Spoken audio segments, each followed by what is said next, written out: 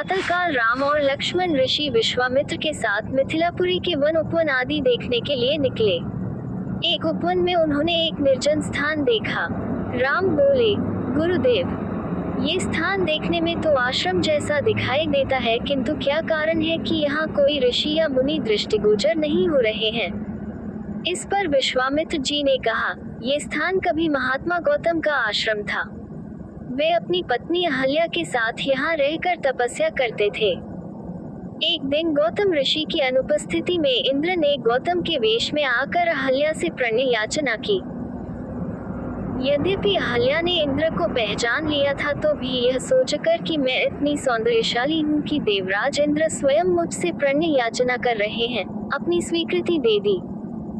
जब इंद्र अपने लोक लौट रहे थे, तभी अपने आश्रम को वापस आते हुए गौतम ऋषि की दृष्टि इंद्र पर पड़ी। उस समय इंद्र उन्हीं का वेश धारण किए हुए था। तत्काल वे सब कुछ समझ गए और उन्होंने इंद्र को शाप दे दिया।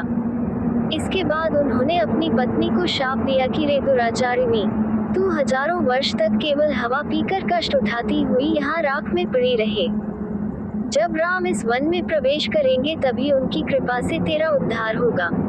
तभी तू अपना पूर्ण शरीर धारण करके मेरे पास आ सकेगी। ये कहकर गौतम ऋषि इस आश्रम को छोड़कर हिमालय पर जाकर तपस्या करने चले गए। अतः हे राम, अब तुम आश्रम के अंदर जाकर अहल्या का उद्धार करो। विश्वामित्र जी की आज्ञा पाकर वे दोनों भाई आश्रम के भीतर प्रविष्ट हुए। वहां तपस्यारत अहल्या कहीं दिखाई नहीं दे रही थी, केवल उसका तेज संपूर्ण वातावरण में व्याप्त हो रहा था। जब अहल्या की दृष्टि राम पर पड़ी, तो उनके पवित्र दर्शन पाकर वह एक बार फिर सुंदर नारी के रूप में दिखाई देने लगी। नारी रूप में अहल्या को सम्मुख पाकर राम और लक्ष्मण ने श्रद्धापूर्वक उनके चरण स्पर्श किए।